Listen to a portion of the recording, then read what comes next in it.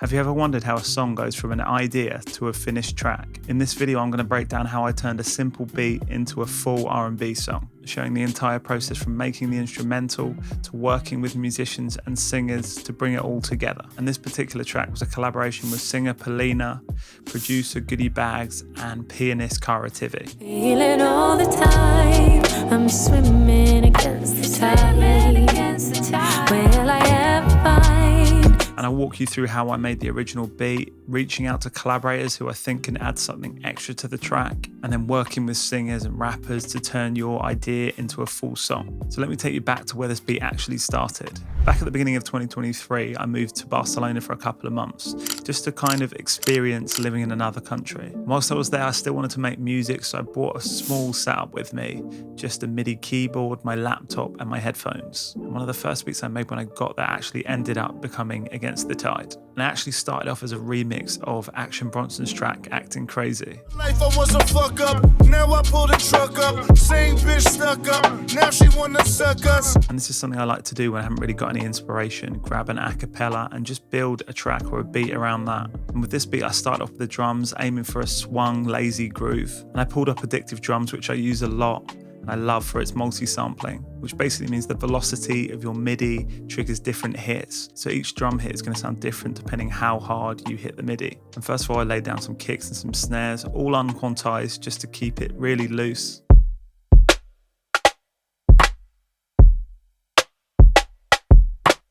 And then there's also an extra snare hit on the 4 for some added variation. And next I added a shaker loop from one of my old sample packs.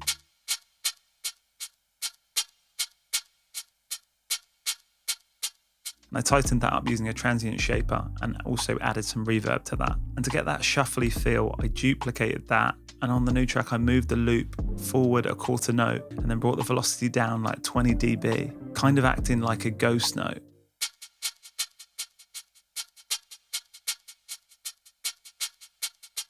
And then for the drums, there's just 2 other percussion one-shots, just finishing it off. And if I play all of that together, this is what it sounds like.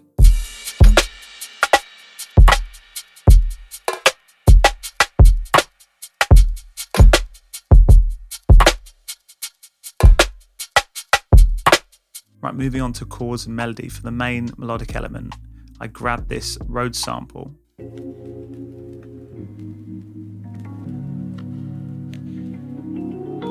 I'm not really sure where that's from, so yeah, we'll keep that one on the low. I then chopped that and reversed it.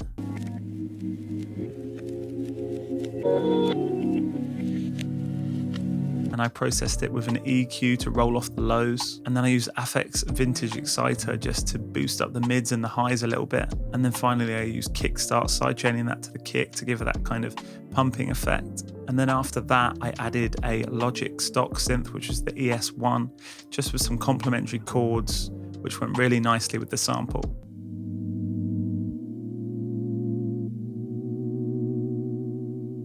So once I had the synth and the sample, the next thing I wanted to add was some background vocals. So I recorded myself singing a melody 3 times. I kept one in the center, I panned one to the left, one to the right, just for some width. And here's how they sounded raw with no effects or auto-tune.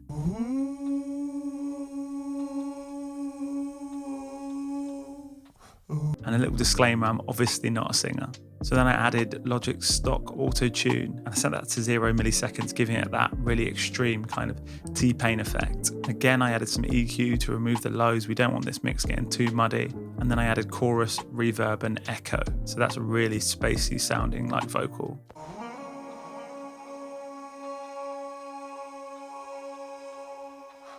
And then next up came the bass, and for that I used a Contact Rickenbacker, which is my go-to for like realistic sounding bass if I'm too lazy to get up and actually play the bass in live.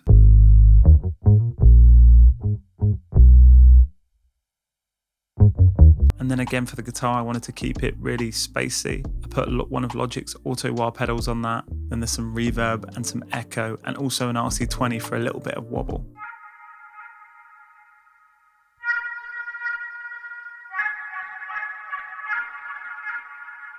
So at this point I had a beat that I liked.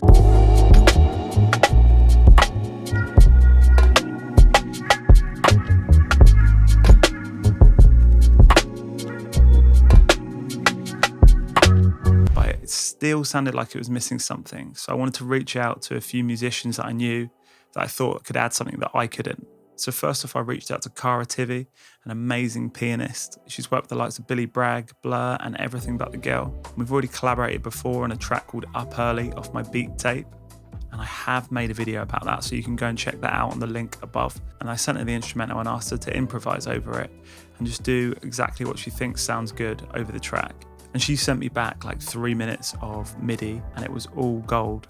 So I had to decide which parts I wanted to keep in the track. And I chopped up my favourite parts and put them on Spitfire Labs soft piano alongside an ES1, which is just there to give it a little bit of glide. And here's how that sounded in the mix.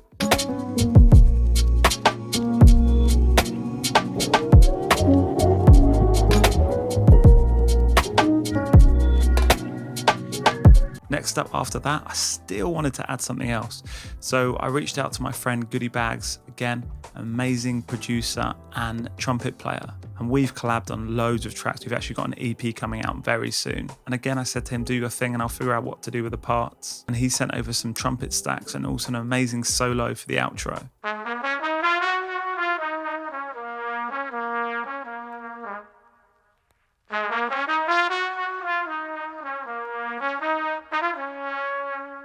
And mixing trumpets is not my specialty, but over time I've kind of worked out a way to do it that I like. And as we've worked on tracks together before, I've got a template that I like to use because I know what his trumpet's going to sound like. So I've got a CLA 76 compressor on there, just adding 2 to 3 dBs of compression, very subtle. And then there's an API 560 EQ, which is just boosting at around 500 in the mids. Then there's a stock Logic EQ boosting in the highs for clarity again. And then finally an RC20, which is actually used to tame the harshness. I then bust that over to a reverb channel just so I can dial in how much reverb I want. So at this point, I thought the beat was finished. I didn't want to add anything else. And from there, it sat on my computer probably for about a year before I received a message from a singer called Polina. And she wanted to work on some music, so I checked out her stuff. She's got an incredible tone to her voice. I put together a little pack of beats that I thought would suit her style. So this is really important, I think. If you're sending a beat pack out to anyone, make sure you listen to their music and don't just send them all of your stuff. Make sure it's specifically tailored to their sound. So out of all of the beats that I sent over to her, this was the first one that she wanted to record to.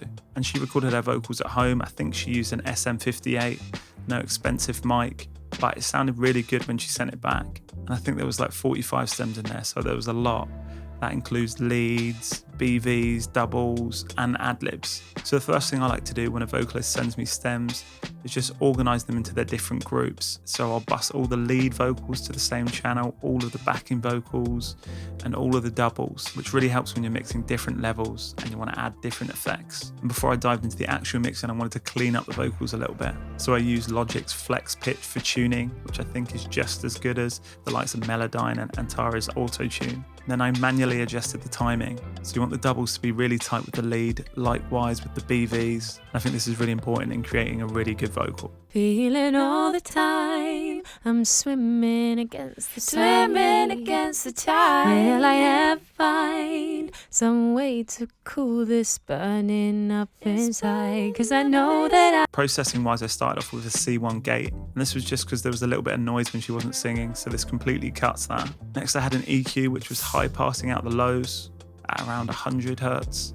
And that was slightly boosting around 3 to 5K for clarity. I then always had 2 compressors onto the vocals. The first one's a CLA 76, and this is doing most of the heavy lifting. It's compressing at around 8-9 dBs. And then the CLA 3 is just to smooth it out a little bit more, only adding 2 to 3 dBs of compression, and they work really nicely together. I've then got Slate Digital's Fresh Air, which is adding a little bit of brightness to the vocal. And then I've got 2 separate buses for both reverb and delay, which means I can use those on all the different vocal channels. For the reverb, I've got R-verb, and for the delay, it's an H delay. feeling all the time, I'm swimming against the tide. Will I ever find some way to cool this burning up inside? Cause I know that. And then balancing wise with the vocals, I always think it's important with the doubles to put the volume all the way down to the bottom and then slowly bring it up till you can just hear it. You don't want it too loud in the mix. Likewise with the BVs, they're just there to accentuate the lead vocal. so you don't want them too loud. You need to get that level just right. And you're going to pan those to different areas of the stereo field just to make the vocals sound a little bit wider.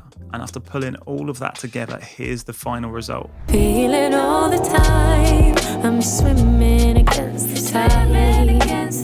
Will I ever find some way to cool this burning up inside? And that track, Against the Tide, is out now on all streaming platforms. So if you want to check it out, you can do that wherever you listen to your music.